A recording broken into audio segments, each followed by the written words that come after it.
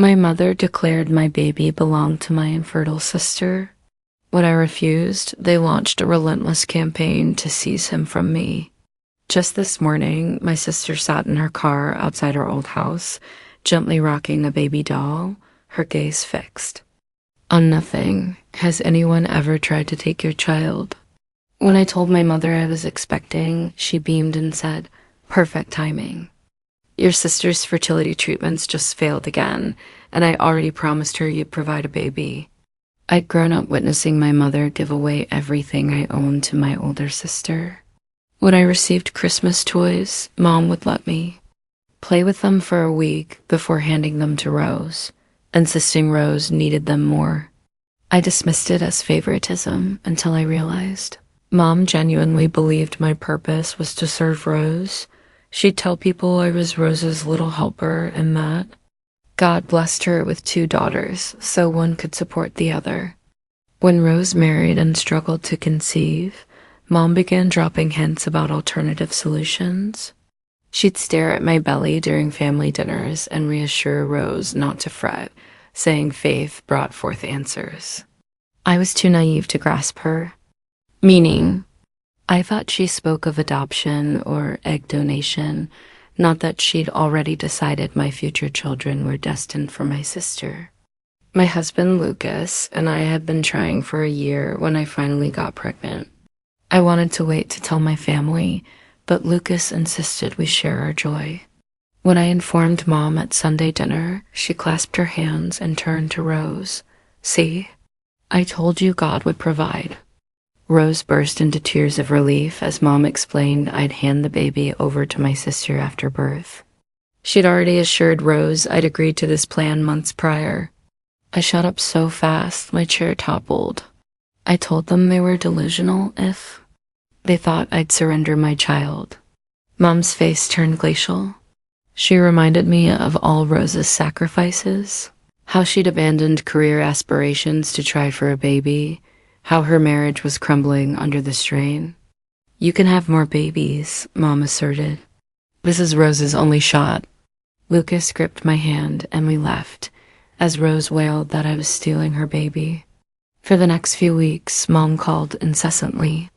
She'd leave voicemails detailing Rose's devastation, accusing me of ending my sister by keeping the baby. She sent pictures of the nursery Rose had already decorated, the clothes she'd bought, the name she'd chosen. When I blocked her number, she started appearing at my workplace. Security had to remove her when she attempted to follow me into the restroom to talk sense into me. We decided we needed to get as far away as possible before the baby arrived. Lucas secured a transfer to another state, and we left without informing anyone. I gave birth to our son in peaceful anonymity. For 6 months, we lived as a normal family. Then Lucas's mother inadvertently mentioned the baby to someone from our hometown. Within days, Mom found us. She brought Rose, who looked gaunt and haunted. 6 months, Rose whispered. I've been waiting 6 months for my son. She'd been living as if he was hers, telling everyone he was temporarily with me. In her reality, she was already his mother. Mom calmly explained that Rose's husband would leave if she returned without a baby. Her marriage, her sanity, her very life depended on getting her child. I tried to slam the door, but Rose blocked it with her foot. "Please," she begged. "I'll let you visit. You can be his aunt.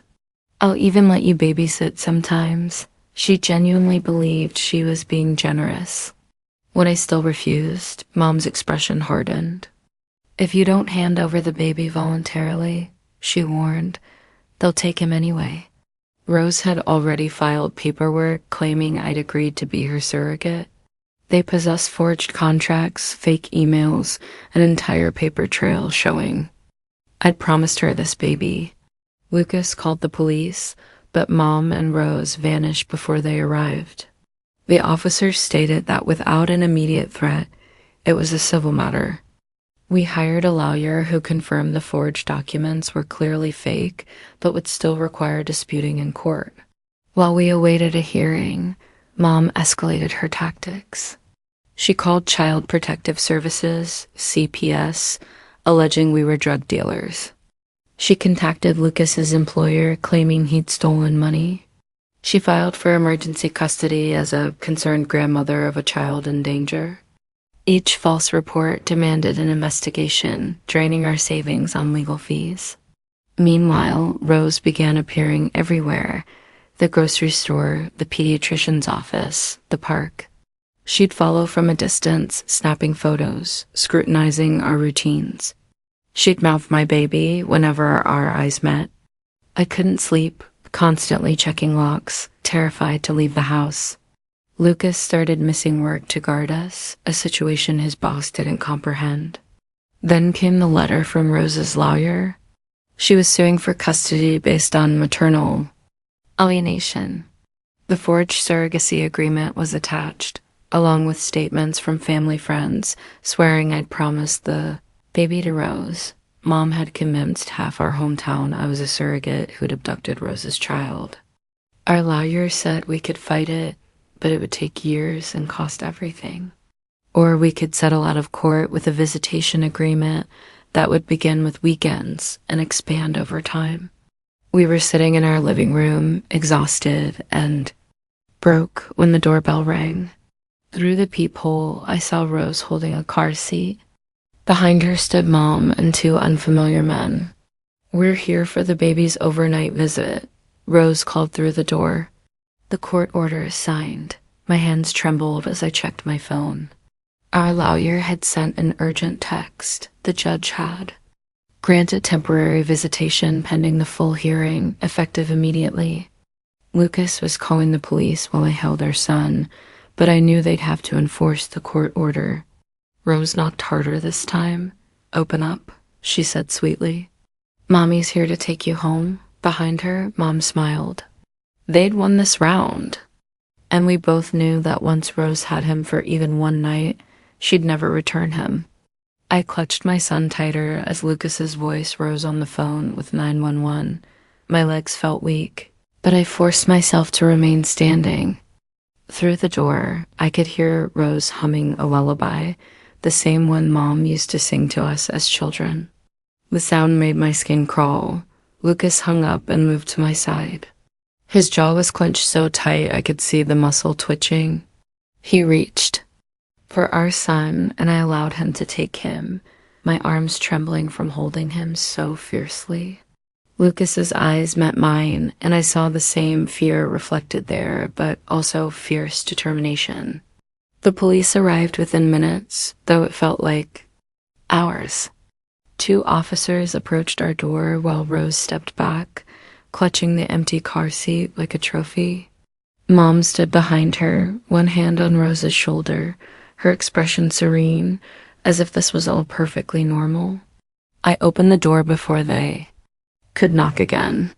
The first officer, a woman with kind eyes, looked between us and the group on our lawn. She requested to see the court order. Rose practically thrust it at her, her hands shaking with excitement. The officer read it carefully while her partner kept watch. I watched her frown deepen with each line. She handed it to her partner, then turned to us. She explained that the order appeared legitimate, but raised concerns about the circumstances. She asked if we had legal representation. Lucas gave her our lawyer's number. While she stepped aside to make the call, Rose crept closer to our door. I could see the desperation in her eyes, the way she kept looking past me, searching for her baby. Mom whispered something in her ear, and Rose nodded rapidly. The officer returned after what felt like an eternity. She informed us that our lawyer was en route and had advised us not to comply with the order until he arrived. The judge who'd signed it was known for rubber stamping emergency motions without proper review. Our lawyer suspected the order might not hold up under scrutiny. Rose's face crumbled. She began wailing about her baby, how long she'd waited, how we were torturing her. Mom's composure finally stopped. Her voice turned sharp as she demanded the officers enforce the order immediately. She threatened to file complaints, to have their badges to sue the entire department. The second officer stepped forward, his voice calm but firm. He explained that given the unusual circumstances and the allegations of forged documents, they would await legal counsel before taking any action. He suggested Rose and her party wait in their vehicle. Mom's face flushed red. She grabbed Rose's arm and pulled her toward a black SUV parked at our curb. The two men I didn't recognize followed. One of them kept staring at our house as if committing every detail to memory. I shivered and stepped back inside. Our lawyer arrived 20 minutes later, looking harried but resolute. He examined the court order and immediately noticed several irregularities. The judge's signature was stamped, not handwritten. The case number didn't match any in the system. Most damning, the order referenced a hearing that had supposedly occurred that morning when court records showed the judge had been in a completely different county. He called the courthouse directly. After a tense conversation, he hung up with a grim smile. The order was fraudulent. Someone had used official-looking paperwork and a stolen stamp to create it. The real judge was furious and would be filing charges. The police officers took statements from everyone. Rose seemed genuinely confused, insisting her lawyer had given her the papers. Mom maintained her story that I'd agreed to be a surrogate, even when confronted with the evidence of forgery. The two men with them turned out to be process servers Rose had hired to witness the transfer. As the officers prepared to leave, they warned Rose and Mom against any further trespassing. Attempts to take our son would result in immediate arrest. Rose sobbed hysterically as Mom led her away, but not before Mom turned back to look at me. Her expression was calm, calculating. This wasn't over. Our lawyer remained after everyone left. He outlined our options, none of them good. I wondered what truly drove my mother to go this far. Forging court papers wasn't just favoritism anymore. That was criminal behavior that could land her in jail. There was something deeper here about why she needed Rose to have this baby so desperately. The forged court order would aid our case, but Rose's custody suit was still proceeding. The fake surrogacy documents, while clearly fraudulent, had been filed with multiple agencies. Untangling the mess would take months, perhaps years. He advised us to document everything, every encounter, every phone call, every sighting. We needed to build an airtight case demonstrating the pattern of harassment and deception. He also recommended we consider a restraining order, though he warned it might escalate matters further. That night, Lucas and I took turns sleeping. One of us was always awake, watching the windows, checking the locks. Our son slept peacefully in his crib, oblivious to the chaos surrounding him. I sat beside him during my watch, memorizing his face, terrified this might be one of our last nights together. The next morning brought new horrors. Lucas's boss called to say he was being placed on administrative leave, pending an investigation into the theft allegations. Even though the claims were obviously false, the company had to follow protocol. We'd gone from 2 incomes to none. Overnight, I started calling daycares to warn them about Rose and Mom. Most were sympathetic, but said they couldn't refuse a family member without a court order. One director quietly suggested I might want to find a facility unfamiliar with our family history. The implication was clear: nowhere would be safe. Our savings dwindled rapidly. Between lawyer fees, lost income, and the security measures we'd installed, we were burning through money at an alarming rate. I started selling items online, anything we could spare. Lucas applied for jobs, but the pending investigation made employers hesitant. 3 days after the fake court order incident, I saw Rose at the grocery store. She was in the baby aisle, running her fingers over tiny onesies. When she spotted me, she didn't approach, just stood there staring. I abandoned. my cart and left immediately. That afternoon, our lawyer called with disturbing news. Rose had filed additional paperwork claiming I was mentally unstable and had threatened to harm the baby rather than give him up. She'd submitted statements from 3 witnesses who'd supposedly heard me make these threats. All 3 were Mom's church friends who'd do anything she asked. The allegations prompted another CPS investigation. Even though we'd been cleared before, each new report generated more paperwork, more scrutiny. The social worker who came seemed sympathetic, but warned that repeated reports, even false ones, created a pattern courts noticed. Lucas's investigation cleared him within a week, but the damage was done. His boss said that while they believed he was innocent, the disruption to the workplace had been significant. They offered him a severance package if he resigned quietly. With no other choice, he accepted it. We were running out of options and money. Our lawyers suggested we might need to consider more drastic measures, perhaps moving again further away, perhaps changing our names, perhaps severing all ties with both our families permanently. The thought of living in hiding from my own mother and sister sickened me. But what choice did we have? Then came the envelopes slipped under our door. No postmark, hand-delivered.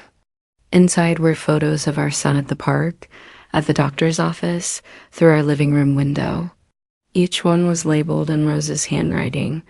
My baby's first swing, my baby's checkup, my baby's bedtime. The last photo showed him sleeping in his crib, taken from outside his window. Lucas installed cameras that night. We moved our son's crib into our room. I stopped taking him anywhere unnecessary. We were prisoners in our own home, afraid to leave, afraid to stay. Every passing car made my heart race. Every knock at the door sent us into panic mode. Our lawyer filed for the restraining order the next morning.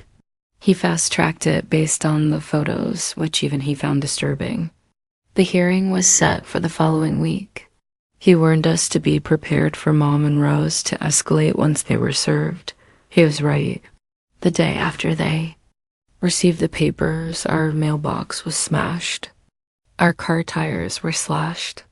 Someone spray-painted "Baby Thief" across our garage door. The cameras captured nothing but shadows. The police took reports, but said without clear evidence, there was little they could do. I found myself checking on our son constantly, needing to see him, touch him, confirm he was still there. Lucas started sleeping on the floor by his crib. We both knew we were unraveling, but we couldn't stop. The fear was consuming us.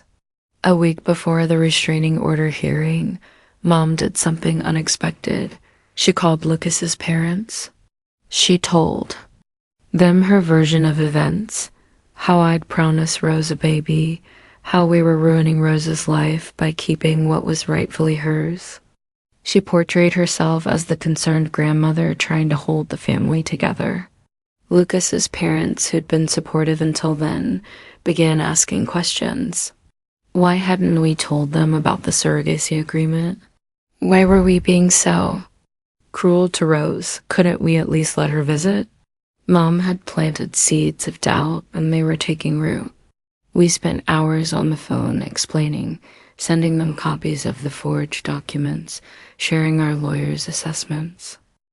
They eventually believed us, but the damage was done. The stress had now spread to Lucas's family too. Mom was systematically isolating us from anyone who might help. The restraining order hearing arrived. We sat in the courthouse hallway, our son and his carrier between us. I could see Rose and Mom at the other end with their lawyer. Rose kept craning her neck to see the baby.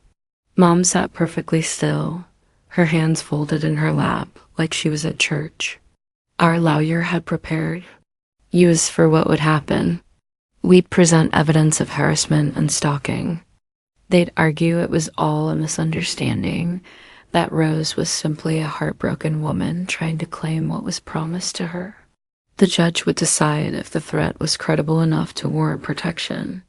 What we hadn't prepared for was Rose's complete breakdown on the stand. When questioned about the photos, she didn't deny taking them. Instead, she sobbed about how she just wanted to document her baby's milestones since we were keeping her away.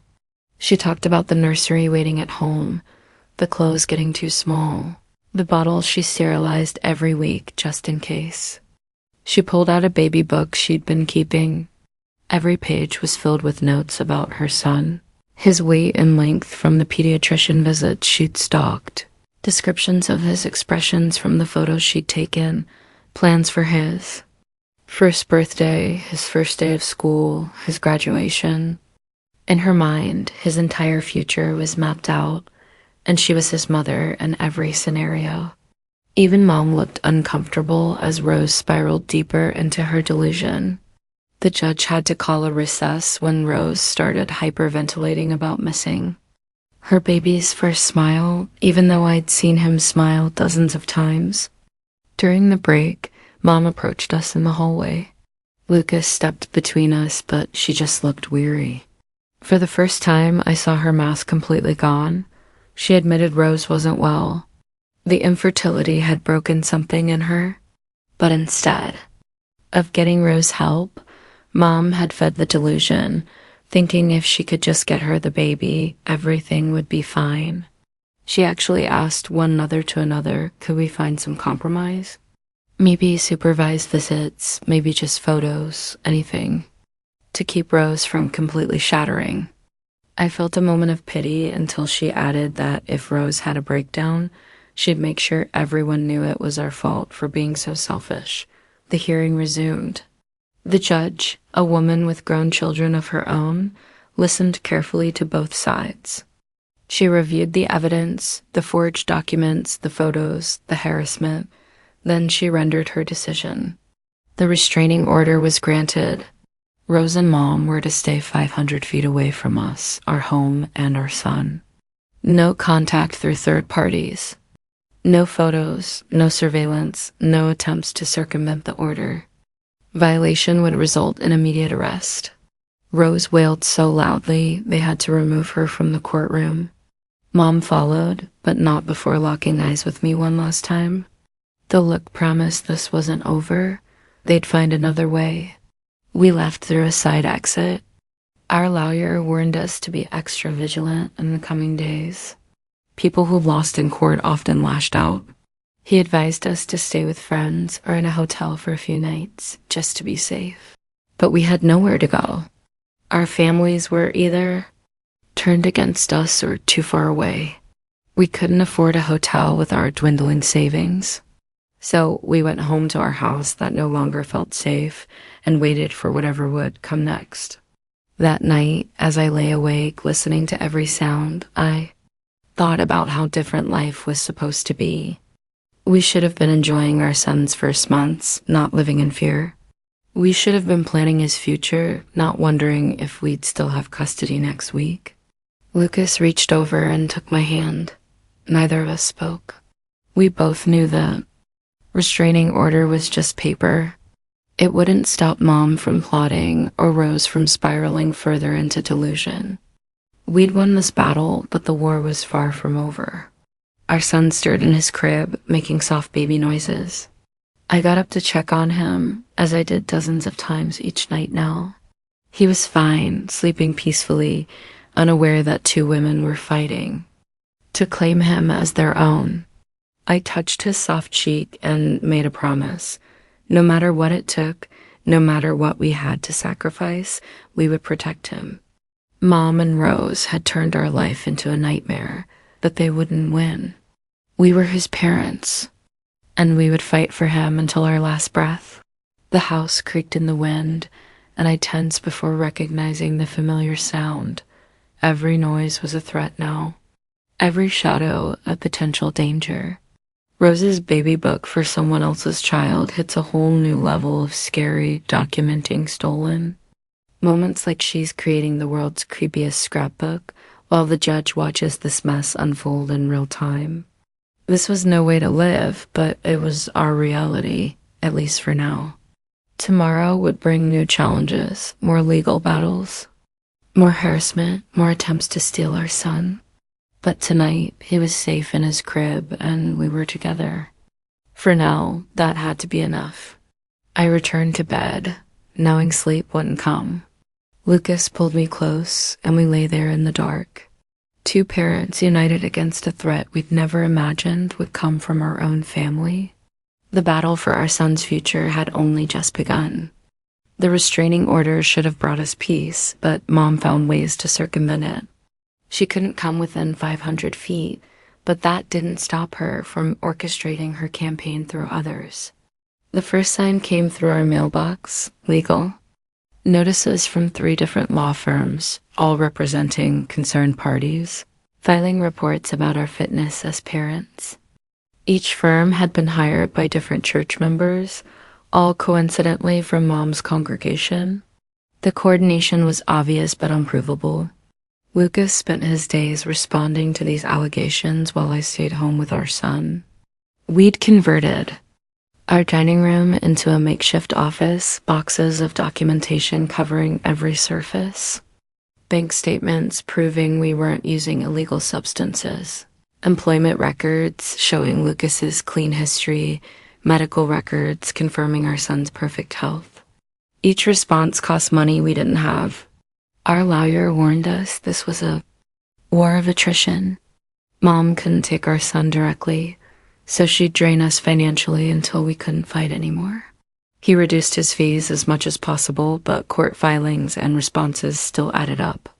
I sold my grandmother's jewelry, the one thing Mom hadn't given away to Rose when we were kids. 2 weeks after the restraining order, I noticed a pattern. Every time I left the house, someone would be there, not Rose or Mom, but strangers who seemed overly interested in my son. A woman at the pharmacy who kept trying to touch his hand.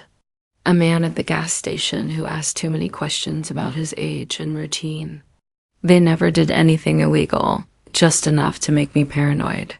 Lucas installed more cameras and started documenting everything.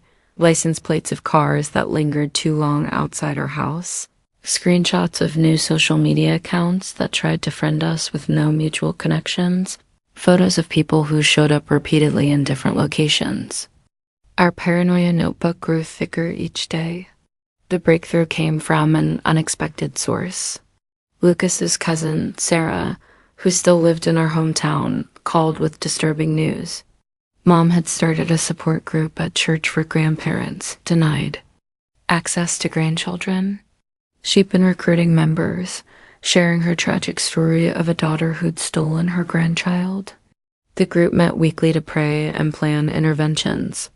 Sarah had attended a meeting undercover, pretending her own son had cut her off.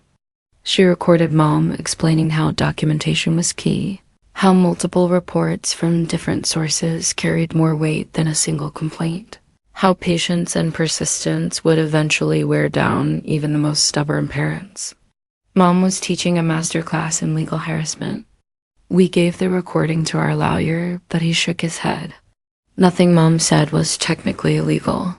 She never explicitly told people to lie, just to share their concerns with authorities. She was careful with her words. A lifetime of manipulation had made her an expert at walking the legal line. Our son turned 1 during this siege. We couldn't have a party, couldn't invite anyone who might accidentally share photos or information. Lucas baked a small cake while I decorated our living room with balloons. We sang happy birthday in whispers, afraid of who might be listening outside. I cried when he smashed his tiny fist into the frosting, thinking of all the normal moments we were missing. That night, our security system alerted us to movement in the backyard. Lucas grabbed the baseball bat we now kept by the bed while I rushed to our son's room. Through the camera feed, we saw a figure by the fence, but they disappeared before we could get a clear image. The police found footprints and a dropped phone, but it was a burner with no useful information. The next morning, we discovered what the intruder had been doing. They'd installed a small camera aimed at our son's window. The device was sophisticated, motion-activated, and broadcasting to somewhere we couldn't trace. Our lawyer said, finding it actually helped our case, but I couldn't stop shaking. Someone had been watching my baby sleep. We moved his crib again, this time to our walk-in closet, no windows, one entrance, easier to defend. Lucas installed a lock on the inside. We were turning our home into a fortress, each room evaluated for its defensive potential. This wasn't how anyone should live. The financial pressure intensified. Lucas's severance was gone. My online sales barely covered groceries. We'd maxed out credit cards paying legal fees. Our lawyer connected us with a legal aid organization, but they were overwhelmed with cases. We got some help, but mostly we were on our own. Then Rose escalated in an unexpected way. She launched a blog called My Journey to Motherhood. In it, she documented her fertility struggles, her sister's promise to help, and her ongoing fight to bring her son home. She posted ultrasound photos I recognized as mine, newborn pictures she'd stolen from my social media before I'd locked everything down. In her narrative, she claimed to have been in the delivery room, cut the umbilical cord, and chosen his name. The blog went viral in certain circles. Infertility support groups shared it. Grandparent rights activists championed her cause. Soon, we were receiving messages from strangers calling me a monster. Our address wasn't published, but it wasn't hard to find. Packages started arriving, some containing baby items for Rose to give her son, others containing less pleasant things. Lucas's job search became impossible. Every employer Googled him and found Rose's blog, the legal battles, the drama. One hiring manager actually asked if he was the father trying to steal a baby from an infertile woman. We realized Mom had poisoned the well so thoroughly that we'd never have a normal life in this state. We started researching other states, places where we could start fresh. But moving required money we didn't have, and our lawyer warned that leaving during an active custody battle would look like we were fleeing, which could harm our case. We were trapped.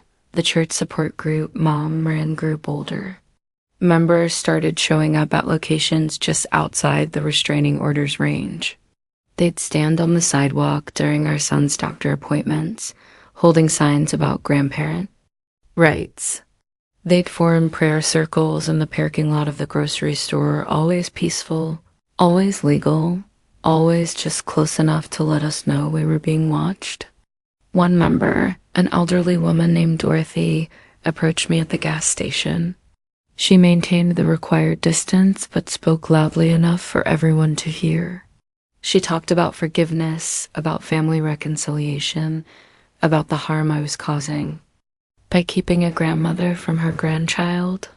Other customers started staring, some nodding along with Dorothy's words. I left without filling my tank, my hands shaking so badly I could barely buckle my son into his car seat.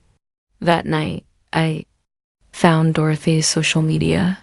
She had 6 grandchildren of her own, all with normal relationships. But in Mom's support group, she'd found a cause, a way to feel righteous. Mom had weaponized an army of retired citizens. Our lawyer filed harassment charges, but they went nowhere. No individual had done anything illegal. The coordination was clear but unprovable. Each person claimed they were acting on their own conscience, moved by Rose's story and Mom's pain. The system wasn't designed to handle distributed harassment. Lucas started having panic attacks. He'd wake up gasping, convinced someone was in the house. I wasn't much better, jumping at every sound, seeing threats everywhere. We took turns, having breakdowns, one always staying strong for our son. But we were cracking. The custody hearing kept getting delayed. Rose's lawyer filed motion after motion, each requiring a response, each costing money. They questioned our mental health, our finances, our living situation. They submitted hundreds of pages of documentation, forcing us to respond to each claim. It was death by 1,000 paper cuts. During one particularly bad week, our car was vandalized 3 times. Nothing major, just enough damage to be expensive. Slashed tires, broken windshield, sugar in the gas tank. Always when the car was parked somewhere without cameras. The police suggested we were being targeted but had no proof of who was responsible. I started keeping our son in a carrier strapped to my body at all times when we were out.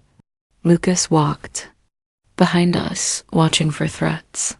We must have looked insane, but we didn't care. Every trip outside was a military operation. Plan the route, check for familiar faces, never stay anywhere too long, always have an escape plan.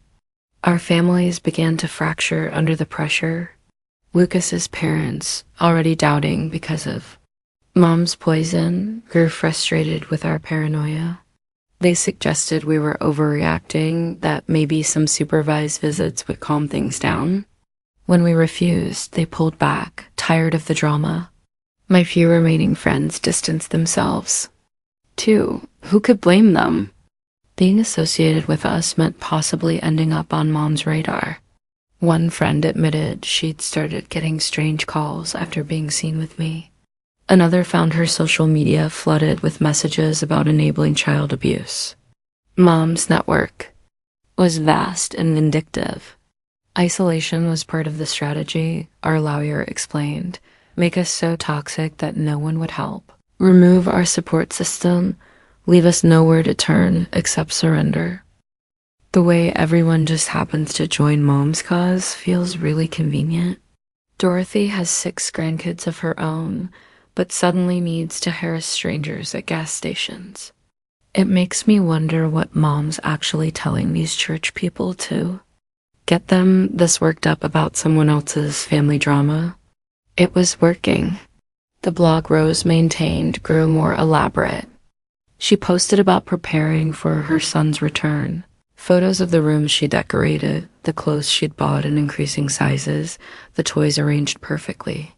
She wrote letters to him, explaining why Mommy had been kept away, but promising they'd be together soon. The comment section was full of encouragement and outrage on her behalf. Someone leaked our new address to the blog's followers, not published directly, but in code obvious enough for motivated people to figure out. The harassment increased. Pizza deliveries we didn't order, service calls for problems we didn't have, anonymous reports to every agency imaginable. Each interruption was minor, but the cumulative effect was exhausting. Lucas suggested we go to the media ourselves, tell our side, but our lawyer advised against it. We'd look defensive, desperate, and any publicity would only amplify Rose's platform.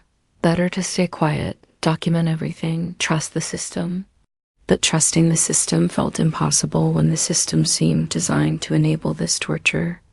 One morning, I found Rose sitting in her car outside the restraining order boundary. She wasn't doing anything, just sitting there staring at her house. When she saw me looking, she held up a baby doll, cradling it like a real infant. She stayed there for hours, legally far enough away, psychologically much too close. The police came but couldn't do anything. She was on a public street, not making threats. She was just a sad woman with a doll. They suggested we invest in better curtains. That night, Lucas and I had our worst fight. He wanted to leave the state immediately, custody battle or not, take our son and run, start over somewhere Mom couldn't find us. I argued we'd lose everything we'd built legally, giving them ammunition to paint us as kidnappers. We screamed at each other while our son cried, both of us too exhausted to be rational. We made up eventually, crying and apologizing, recognizing the stress was destroying us from within, but the cracks were showing. Mom's campaign was working exactly as designed. The next phase began subtly. People from the church group started getting jobs at places we frequented. The grocery store hired Dorothy as a greeter. The pharmacy got a new technician who'd been at Mom's support meetings. Our pediatrician's office added a receptionist whose social media showed connections to Rose's blog followers. None of them ever violated the restraining order or did anything overtly threatening. But knowing they were there, watching, reporting back, made every errand feel like walking through enemy territory. We started driving to stores farther away, but gas cost money we didn't have. Our lawyer was running out of options. The custody case was moving at a glacial pace. The harassment was escalating, but staying just legal enough. Our evidence files were enormous, but somehow never quite enough. He suggested mediation, maybe finding some middle ground. The look on my face stopped in mid-sentence. Lucas's mental health deteriorated further. He stopped sleeping, convinced someone would break in the moment he closed his eyes. He'd patrol the house all night, checking logs, reviewing camera footage, making notes in our security journal. I begged him to see a doctor, but he refused. Medical records could be subpoenaed, used against us. The financial death spiral accelerated. We were behind on mortgage payments, credit cards maxed out, selling everything we could while trying to maintain some semblance of normal life for our son. He was walking now, talking in simple words, blissfully unaware his entire world was under siege. I applied for jobs, but the same poison that affected Lucas affected me. One interviewer actually printed out pages from Rose's blog asking if I was the sister who'd stolen a baby. I walked out without answering. There was no point. Our lawyer connected us with a domestic violence advocate. Even though there had been no physical violence, she recognized the pattern of coercive control. She helped us apply for emergency assistance, connected us with resources, but she also warned us that cases like ours often escalated. The restraining order was just paper. If Rose and her mom decided to cross that line, paper wouldn't protect us. We installed more locks, more cameras, motion sensors, alarms on every window. Our home looked like a prison, but at least we controlled who got in. Lucas's parents saw it during a rare visit and were horrified. This paranoia, they said, isn't healthy for a child, as if we had a choice. The custody hearing finally received a date, 6 months away. Our lawyers said it was actually fast for family court. 6 more months of this siege. 6 more months of drain, pressure, and fear. I didn't know if we'd make it. Rose's behavior grew more erratic as the hearing approached. The car sitting increased. Sometimes Mom would be with her, both of them just watching. They started bringing others from the support group, a rotating shift of watchers, careful to stay a legal distance away, making sure we knew we were never alone. One woman brought a camera with a telephoto lens, taking pictures of our house. When confronted by police, she claimed to be a bird watcher. The robin on our fence was particularly interesting, she said. The officer didn't believe her, but couldn't prove otherwise. We stopped going outside unless absolutely necessary. Groceries were delivered, everything possible handled online. Our world shrank to the walls of our house. Our son pointed up the windows, wanting to go to the park to play outside. We distracted him with indoor games, hating ourselves for making his world so small. The blog posts grew darker. Rose wrote about dreams where her son called for her, about the physical pain of empty arms, about justice coming soon. Her followers encouraged her, shared their own stories of children kept from them. The comment sections became echo chambers of grievance and rage. Someone started a fundraiser for Rose's legal fees, help a mother reunite with her stolen child. It raised thousands within days. Our lawyer said it was brilliant. Now Rose had resources while we were drowning.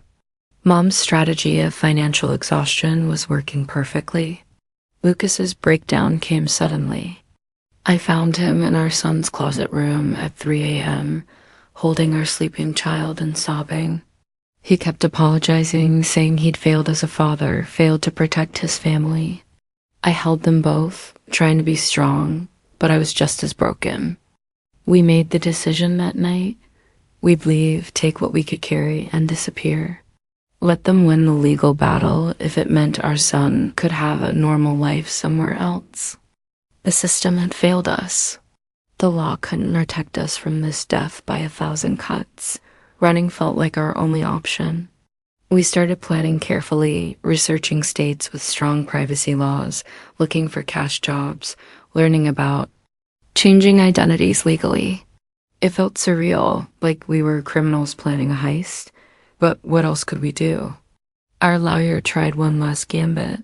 He filed an emergency motion detailing the pattern of harassment, the financial destruction, the coordinated campaign.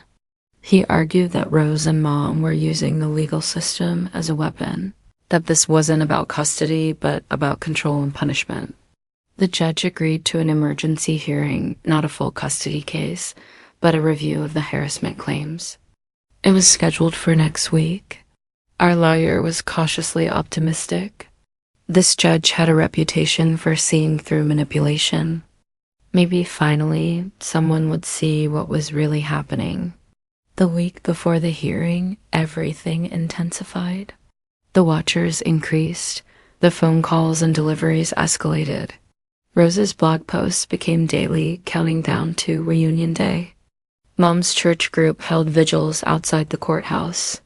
The pressure was crushing, but we held on. We had to. This hearing was our last shot at a normal life. If the judge saw through Mom's manipulation, maybe we could finally have peace. If not, we had our escape plan ready. Lucas and I spent the nights reviewing our evidence.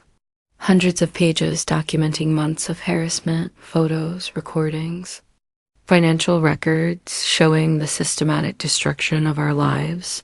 It painted a clear picture, but would it be enough? Our son took his first real steps that week, toddling between Lucas and me in our living room. We cheered quietly, afraid of who might be listening. I took a mental picture, knowing we might be in a different state by next week, starting over, with nothing but each other. The morning of the hearing arrived, gray and drizzling.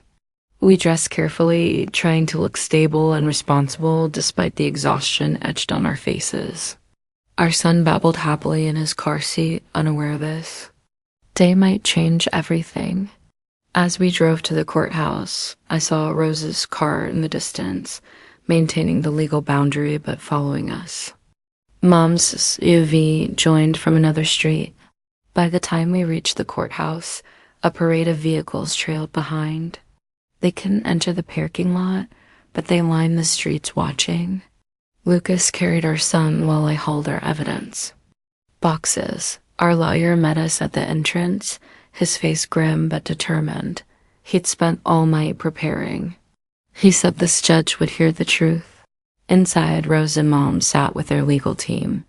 Rose clutched her baby doll, rocking it gently. Mom's church group filled the gallery. Our side was empty except for us. Lucas's cousin Sarah had wanted to come but received threats. We told her to stay away. As we waited for the judge, I held my son tight, breathing in his baby smell, memorizing the weight of him in my arms. Whatever happened next, we'd face it together. We'd survive this long. We could survive whatever came next. The bailiff called us to rise. The judge entered, a stern-faced woman who'd seen too much family dysfunction. Rose is carrying a baby doll to court while the real baby's parents carry boxes of proof that she's lost it. Someone should tell her props don't help custody. Cases. She looked at the packed gallery, at Rose with her doll, at us with our exhaustion. Her expression revealed nothing. Our lawyer stood to begin. This was it, our chance to show the truth, to prove that love wasn't about possession, that family wasn't about control, that a child deserved peace, not this war. The judge reviewed our evidence for what felt like hours. She examined each forged document, studied the photos Rose had taken through our windows, and read through the harassment logs we'd compiled. Her face remained neutral as she flipped through pages documenting our systematic destruction. Rose's lawyer argued that his client was simply a heartbroken woman trying to maintain a connection with the child she'd been promised. He presented Rose's baby book, her decorated nursery photos, testimonials from Mom's church group about my cruelty, and how I was denying a sister her only chance at motherhood. Rose rocked her doll throughout his presentation, occasionally whispering to it. When the judge asked Rose directly about the surveillance photos, Rose's response shocked everyone. She calmly explained that she needed to document her son's milestones since we were temporarily preventing visits. She pulled out a detailed schedule she'd created, showing when he napped, ate, and played. She claimed to know his routines better than some parents who lived with their children. The delusion was complete. Mom testified next, portraying herself as a peacemaker trying to hold her family together. She spoke eloquently about the importance of family bonds, how children needed extended family, how my selfishness was destroying not just Rose, but our entire family structure. Several church members in the gallery nodded along, clearly moved by her performance. Our lawyer systematically dismantled their arguments. He showed how the forged surrogacy documents had been created, tracing the paper trail to a print shop near Mom's house. He presented evidence that Rose's lawyer had been disciplined previously for ethics violations.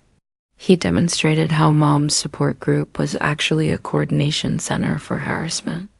The judge asked pointed questions about the restraining order violations. How did Rose obtain photos from inside her home? Why were church members showing up at every location we visited? How did anonymous reports to CPS always coincide with important hearings?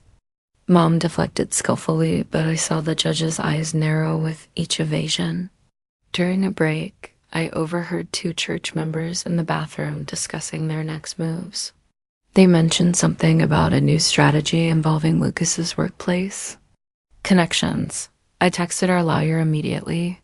He advised me to record if possible, but they left before I could get my phone ready. Back in session, our lawyer presented our financial records. The judge saw how we'd gone from comfortable middle class to near bankruptcy in months. Every legal response, every security measure, every lost job opportunity connected directly to Mom's campaign. The pattern was undeniable. Rose's composure finally cracked when the judge questioned her about the break-in attempt. She insisted she had a right to see her son, that we were the ones committing a crime by keeping him from her. She stood up, clutching her doll, and demanded the judge return her baby immediately. Her lawyer tried to calm her, but she was beyond reason. Mom tried damage control, explaining that Rose was just emotional, that she'd been under tremendous stress, but the mask had slipped. The judge saw what we'd been dealing with for months, a woman so deep in delusion she genuinely believed our son was hers. The judge called another recess to review everything. We waited in a small conference room, our son playing with toys on the floor, blissfully unaware his future was being decided. Lucas paced while I sat frozen, afraid to hope. Our lawyer returned with news. The judge wanted to interview our sons, pediatrician, and the CPS workers who'd investigated us. She was taking this seriously, not just rubber stamping like the previous judges. Court was adjourned until the following day. That night, we barely slept. Mom's network went into overdrive. Our doorbell rang constantly until we disconnected. Cars drove by slowly, honking their horns. Someone set off fireworks in our backyard at 3 a.m. The police came twice, but couldn't catch anyone in the act. The next morning, we arrived to find the courthouse steps packed with Mom's supporters. They held signs about grandparent rights and family values. Some had photos of Rose with her doll, portraying her as a grieving mother. We had to be escorted through a side entrance by security. The pediatrician testified first. She confirmed Our son was healthy, well cared for, and meeting all milestones. She also revealed that Rose had attempted to access his medical records multiple times, claiming to be his mother. The office had to implement special security protocols just for his file. The CPS workers testified next. They detailed how each investigation found no evidence of abuse or neglect, how the reports always came from the same IP addresses, how the allegations grew more outlandish with each filing. One worker admitted she'd never seen such a coordinated campaign of false reporting. Rose's lawyer made one last attempt, arguing that regardless of methods, Rose deserved some relationship with the child she'd been promised. He proposed a graduated visitation schedule, starting with supervised visits. Rose nodded eagerly, clutching her doll. The judge's expression turned stern. She asked Rose directly what she would call the child during these visits. Rose answered without hesitation. She'd call him by the name she'd chosen, not the name we'd given him. She'd tell him she was his real mother. She saw nothing wrong with this plan. Our lawyer didn't need to respond. Rose had made our case for us. The judge announced she'd render her decision after lunch. Those 3 hours felt like 3 years.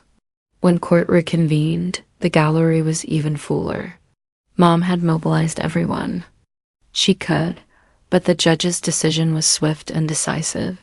Not only was the restraining order upheld, but it was expanded. Rose and Mom were barred from any contact, direct or indirect. Any third-party harassment would be considered a violation. More importantly, the judge dismissed Rose's custody petition with prejudice. She could never file again. The judge stated clearly that Rose's delusions and Mom's enabling posed a serious threat to our son's well-being. She recommended Rose seek psychiatric help. Rose's scream echoed through the courthouse. She threw her doll at the judge and had to be physically restrained by bailiffs. Mom tried to maintain composure, but her hands shook as she gathered her things. The church supporters filed out silently, their righteous cause suddenly tainted by Rose's breakdown. But the judge wasn't finished. She'd reviewed our financial records and understood the deliberate destruction of our lives. She ordered Rose and Mom to pay our legal fees and damages. It wouldn't cover everything, but it was something. More importantly, it was vindication.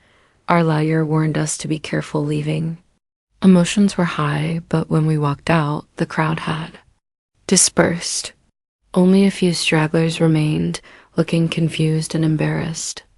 Without Mom's orchestration, the movement collapsed. Well, folks, that's story time all wrapped up with a bow. Appreciate you letting me play the role of your smart aleck friend through it all. Catch you on the flip side. Like the video.